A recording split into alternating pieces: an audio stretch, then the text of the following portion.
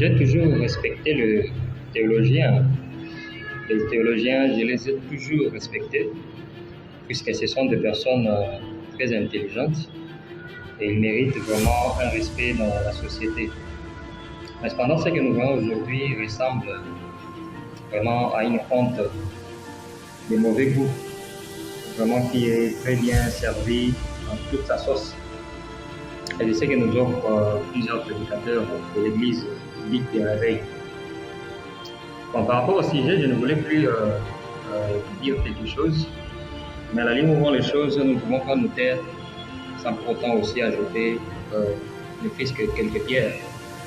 Ne pas attaquer les individus, mais sinon essayer d'éclairer aussi l'opinion publique. Parce que c'est déjà un débat qui devient public, nous allons essayer aussi d'ajouter quelques pierres. Alors aujourd'hui, j'avais voulu un peu toucher sur le petit sujet entre le prophète et la Bible qui peut corriger l'autre. Alors, ce qui me dérange un peu est que plusieurs personnes comparent un prophète à un individu. Plusieurs personnes essayent de comparer un prophète à un simple croyant de la parole. Même l'inspiration dont on est en train de parler, il ne s'agit pas d'une inspiration d'un lecteur de la Bible, il s'agit de l'inspiration prophétique. C'est ce que le pasteur pourra chanter, parler de l'inspiration prophétique. Je n'ai pas le temps aujourd'hui de parler de l'inspiration, mais je vais faire allusion à cela parce que dans ma vidéo passée, j'avais posé les bases au sujet de l'inspiration. Alors, entre la Bible et les prophètes, qui peut corriger l'autre? Si vous prenez les évangiles de Matthieu, j'espère, chapitre 5, vous allez voir que Jésus compare le texte de Moïse à ce que lui avait comme message. Dans Matthieu 5, Jésus parle au peuple d'Israël. Il dit, dans la loi, il vous a été dit, œil dent pour dent, mais moi, je vous dis, priez pour vos ennemis. Alors, l'inspiration de Jésus était basée sur quel texte? Parce qu'il y a des gens qui disent que toute inspiration qui n'atterrit pas dans les Écritures est démoniaque. Rentrons un peu à l'époque de Jésus, environ 30 après Jésus-Christ. Lorsque Jésus-Christ disait, il vous a été dit dans la loi, œil pour œil, dent pour dent. Mais moi je vous dis, priez pour vos ennemis. Son inspiration atterrissait sur quelle écriture?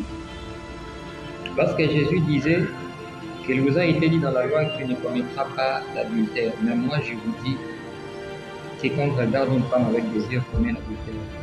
À son époque, son inspiration atterrissait sur quelle écriture? Dans les livres d'Exode, je crois les chapitres 20 et les chapitres 28, on interdit formellement la nudité des hommes de Dieu. On interdit que cette nudité puisse être vue. C'est formellement interdit, sans pour autant toucher des autres principes et des préceptes de la Bible. Prenons seulement ce qui concerne ou ce qui concernait la nudité des hommes de Dieu. Dans les textes de Moïse et dans la loi mosaïque, c'était formellement interdit. Mais vous allez voir Ésaïe dans le livre d'Ésaïe, je dirais le chapitre 20. Ésaïe reçoit l'inspiration de la part du Seigneur, le Seigneur lui disant, ôte tes vêtements, lui qui était un homme de Dieu, ôte tes vêtements, marche nu, promène nu, prêche l'évangile, prêche la parole. L'inspiration d'Ésaïe atterrissait sur quel texte, sur quelle écriture?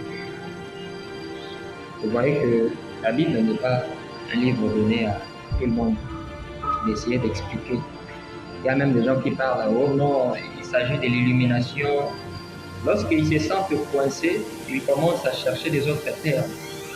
La Bible ne vous a pas été donnée. La Bible a été donnée pour un peuple prophétique. Vous voyez, parce qu'il n'y a qu'un prophète qui peut prendre la parole de Dieu, la situer, l'interpréter, donner le véritable son des cloches. Et ces prophètes doivent être confirmés par la parole de Dieu. Vous voyez? D'ailleurs, le mot Bible n'existe même pas dans la Bible. Le mot Bible, Bible ça vient du grec biblia qui signifie livre. Donc la Bible n'est pas la parole de Dieu. La Bible n'est pas la parole de Dieu. La parole de Dieu, ce sont ces textes, ce sont ces écrits des prophètes inspirés. Et il n'y a qu'un véritable prophète de Dieu qui peut prendre ces écrits et en donner les véritables sons des cloches qu'il faut. Et non pas ces docteurs qui viennent des théologies buissonnières. Dans la Bible, si vous lisez, je crois, Genèse 1er, on a dit au commencement, Dieu créa les ciels et la terre. Alors que le mot Dieu, dans les livres de Genèse ou encore dans la Bible, ne fait jamais allusion au Dieu créateur. Le mot Dieu n'existe pas en tant que Dieu créateur dans la Bible, ça n'existe pas. Le mot Dieu dans la Bible est remplacé dans les textes originaux par le terme Elohim. Elohim n'est pas Dieu. Et vous voyez, ça c'est déjà une erreur. Et frère Branham a corrigé ça en tant que prophète. Dans la Bible, il a été dit, quelque part, je crois dans le livre d'Apocalypse, on parle de l'enfer éternel. Les gens vont brûler éternellement. Et le prophète de Dieu est venu. Il a dit qu'il n'existe pas d'enfer éternel. Car tout ce qui a un commencement a une fin.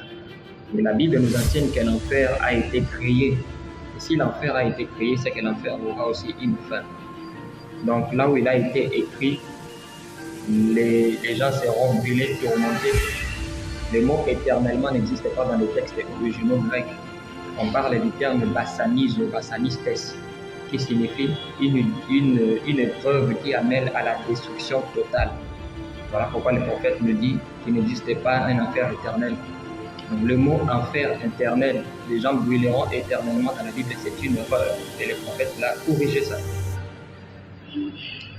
Donc le mot éternellement est plutôt remplacé par l'éternel pour toujours.